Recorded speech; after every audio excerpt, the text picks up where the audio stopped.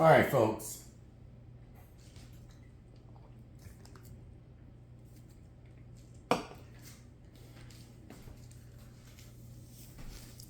Like a lot of news videos, person walks in and walk into.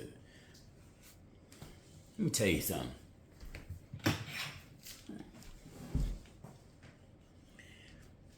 This is gonna be I guess, basically a series, and I'm gonna try and cut it off every 8 to 9 minutes, but let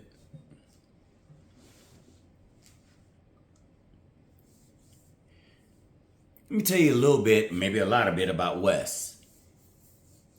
First off, let me say this. None of you bitches can embarrass me. Uh-oh. I came out strong, right? Damn. What the fuck? Yeah. No. For real. None of you bitches can embarrass me. You can't humiliate me. You can't come at me verbally, socially, or any other kind of way that you want to. Why? Good question. Because I don't give a fuck about what you think, about what you're trying to do, or about your perception of me. Because the perception of a few does not outweigh the perception and the fact, the knowledge of the many.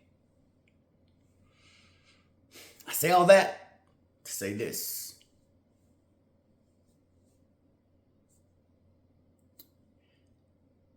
I did find out that I was potentially, I didn't know, because it was positive, negative.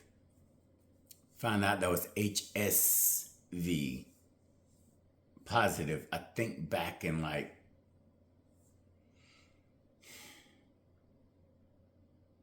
I think it was like 2006, 2005, 2006. And then I took another test like 2 years later, and it said I was negative. And I took it specifically for HSV2. So 2007-ish, somewhere up in there, after my son was born.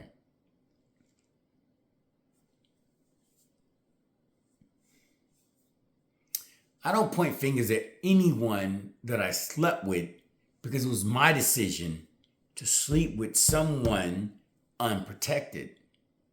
It's my decision. I don't know how I contracted it.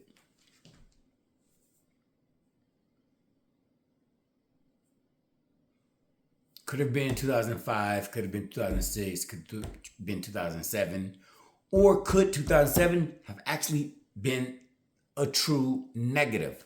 Maybe 2005, 2006, whatever, was a false positive. Was 2007 or 2006 or whatever it was a false negative? I don't know.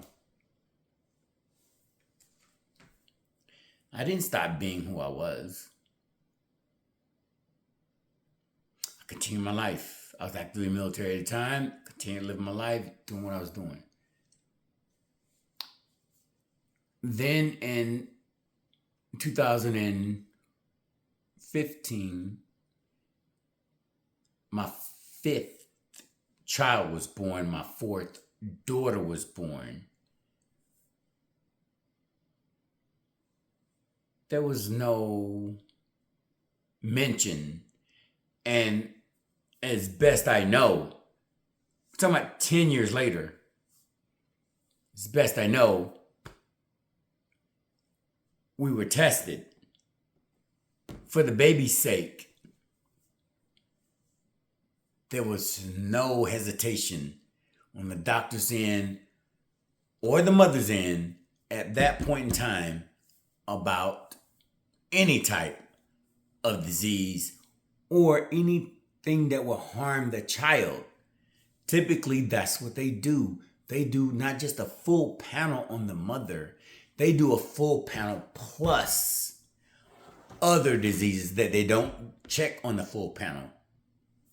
And if you know, you understand that when you do a full panel, they don't check for HSV, HIV, 1, 2, 3 different levels or whatever it is, and chlamydia, gonorrhea, so on and so forth.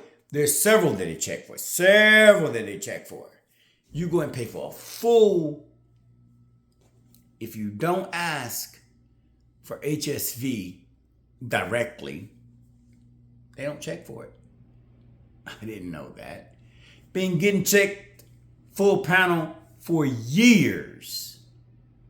The only reason why I even got checked for HSV the first time,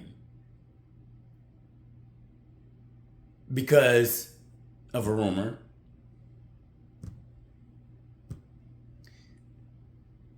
And then later, I got checked again, and they said negative. That was like about a year, maybe a year or so later, somewhere up in there. I mean, it's been a long time. We're talking about over 20 years ago. So I don't remember exactly the dates, but it's about a year or so later. And then it wasn't even a concern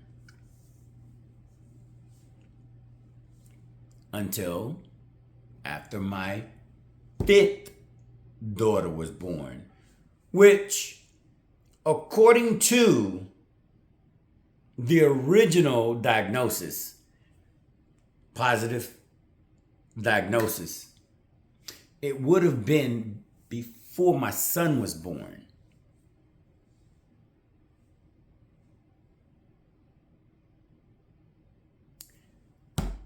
The negative would have been before my 4th daughter was born.